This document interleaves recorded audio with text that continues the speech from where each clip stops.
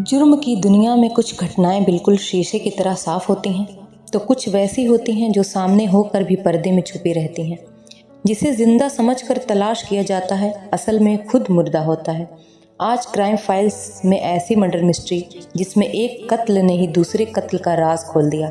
Murder की ऐसी सच्ची घटना जिसे अंजाम देने वाला खुद मुर्दा था। नमस्कार, आदाब, मैं हूँ शबीना नसीम। तो कहानी में आगे बढ़ने से पहले अगर आप मेरे चैनल पर नए हैं तो प्लीज़ हमारे चैनल को सब्सक्राइब करके बेल आइकॉन को प्रेस कर दें ताकि हमारी हर वीडियो आप तक आसानी से पहुंचे। तो आइए हम आपको ले चलते हैं देहरादून, जहां पे ये कहानी की शुरुआत हुई थी। ये सनसनीखेज घटना है खूबसूरत वादियों वाले शहर उत्तराखंड के देहरादून की। वही शहर जहां देश और दुनिया से लोग घूमने आते हैं। उन्हीं वादियों में 29 अगस्त 2019 की रात दिल दहलाने वाली एक घटना हुई। रात के करीब 11:30 बजे एक घर में ताबड़तोड़ फायरिंग हुई, जिसमें वहां रहने वाली 25 साल की विवाहिता कामना की गोली मारकर हत्या कर दी गई। कामना काफ़ी सुंदर लड़की थी और ब्यूटी पार्लर चलाती थी। इस घटना में गोली सिर्फ कामना को ही नहीं मारी गई, बल्कि उनके पति अशोक को भी मारी गई। लेकिन वो गोली उनके पेट को छूती हुई निकल गई थी, जिससे वो घायल हो गए थे लेकिन जिंदा बच गए। अशोक पहले डीजे का काम करते थे। उसी दौरान कामना से मुलाकात हुई थी। दोनों कई साल तक लिव इन रिलेशन में रहे थे। साल 2014 में दोनों ने कोर्ट मैरिज की थी। शादी के बाद अशोक ने ट्रांसपोर्ट का बिजनेस शुरू कर लिया था। 29 अगस्त 2019 की रात में हुई घटना को 2 से 3 लोगों ने अंजाम दिया था। अब ये घटना वैसे तो बेहद ही सीधी सपाट थी, क्योंकि कामना के कत्ल के चश्मदीद थे उनके पति। एक तरह से ओपन एंड शट केस, क्योंकि जब इस घटना की सूचना पुलिस को मिली तो दोनों को अस्पताल ले जाया गया, जहां कामना को मरा घोषित कर दिया गया। इसके बाद पति अशोक का इलाज शुरू किया गया। उसी समय पुलिस ने अशोक से घटना की जानकारी मांगी। अशोक ने रोते हुए बताया कि कैसे जिसे मुश्किल हालात में सपोर्ट किया और नौकरी दिलवाई, उसी ने मेरी बीवी को मार दिया।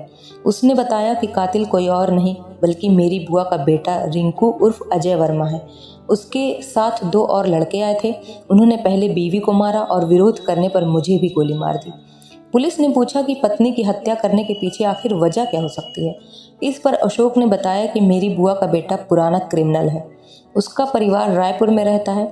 उसे शुरू से ही नशे की लत है। इससे मेरी बुआ का परिवार बहुत नाराज रहता था। नशे की वजह से साल 2014 में मारपीट के दौरान उसके हाथों एक लड़के की मौत हो गई थी, जिसके बाद अजय को जेल जाना पड़ा था।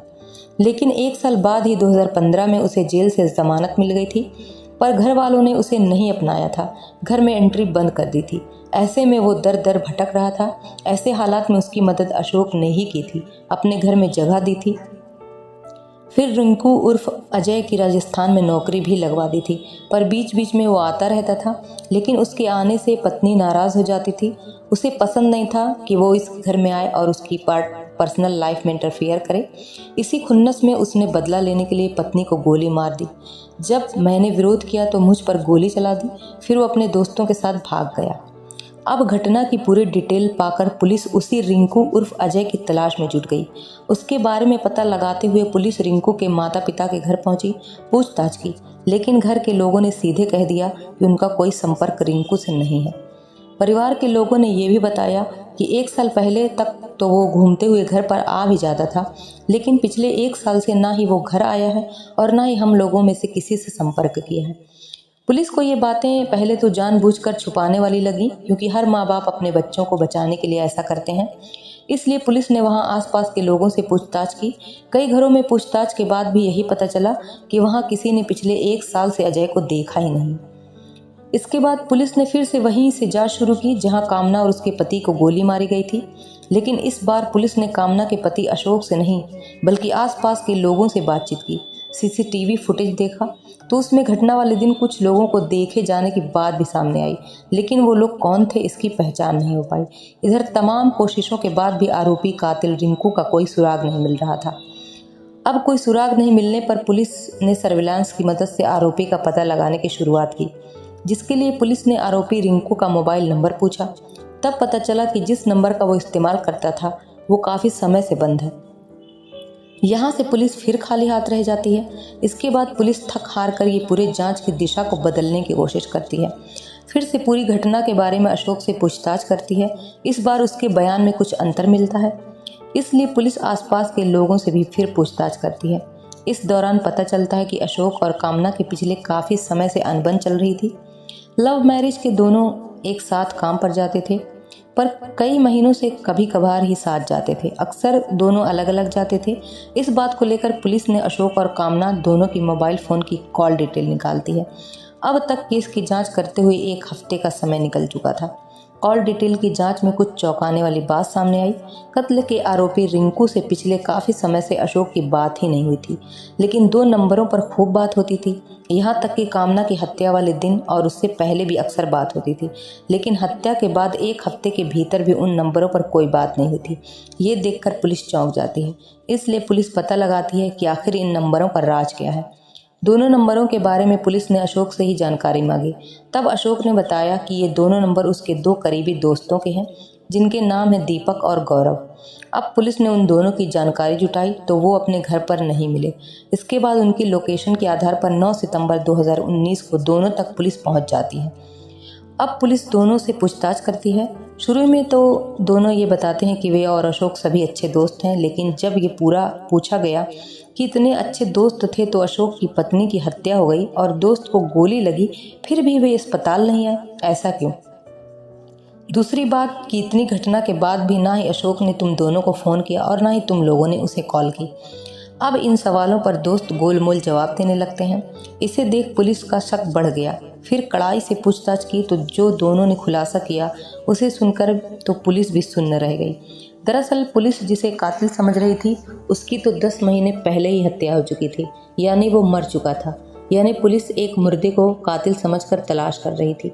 उसकी हत्या में अशोक और इन 2 दोस्तों के अलावा परवेज नामक तीसरा दोस्त भी शामिल था। अब इस घटना का खुलासा हुआ तो पूरी कहानी ऐसे सामने आई। कामना की हत्या उसके पति ने ही की थी, फिर अपने दोस्तों से अपने ऊपर गोली चलवाई। ऐसा इसलिए किया था कि शादी के कुछ साल बाद ही कामना किसी और लड़के की करीबी दोस्त बन गई थी। ऐसे में उसके पति यानी अशोक को शक हो गया था, इसलिए उसके पति को मारने की साजिश रच डाली। ये साजिश वो 1.5 साल से रच रहा था और मारने की तैयारी कर रहा था। इसीलिए उसने अपने बुआ के लड़के को मोहरा बनाया, क्योंकि तमाम क्राइम सीरियल देखने से उसे लग गया था कि अगर किसी मरे हुए पर कत्ल का इल्ज़ाम लगा दिया जाए और ये पता ही न चल सके कि कातिल जिंदा है या मर गया, तो फिर ये क्राइम हमेशा राज ही रह जाएगा। बस इसलिए उसने साल 2018 के नवंबर महीने में ही बुआ के बेटे रिंकू की हत्या कर दी थी। रिंकू की हत्या को बेहद ही शातिर तरीके से अंजाम दिया गया था। जेल से आने के बाद अशोक ने रिंकू को कुछ दिनों तक अपने घर में ही रखा था।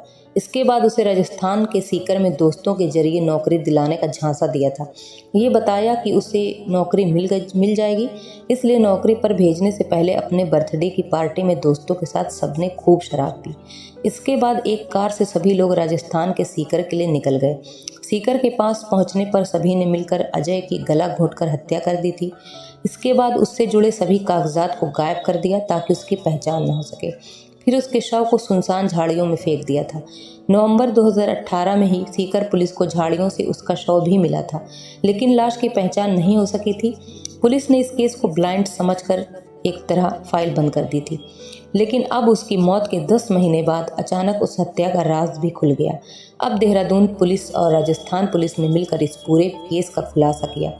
इस तरह एक मर्डर ने दूसरे कत्ल की गवाही दे दी और ब्लाइंड मर्डर केस खुलासा हो गया। पुलिस ने कामना के पति अशोक और उसके 3 दोस्तों को भी गिरफ्तार कर जेल भेज दिया। तो दोस्तों, कैसी लगी आपको ये क्राइम की बेहद इंटरेस्टिंग स्टोरी? ऐसी ही आपराधिक सत्य घटनाओं को सुनने और जानने के लिए मेरे चैनल पर बने रहिए। मिलते हैं नेक्स्ट वीडियो में। तब तक अपना और अपने प्यारों का ख्याल रखिए। अल्लाह हाफिज़। जय हिंद।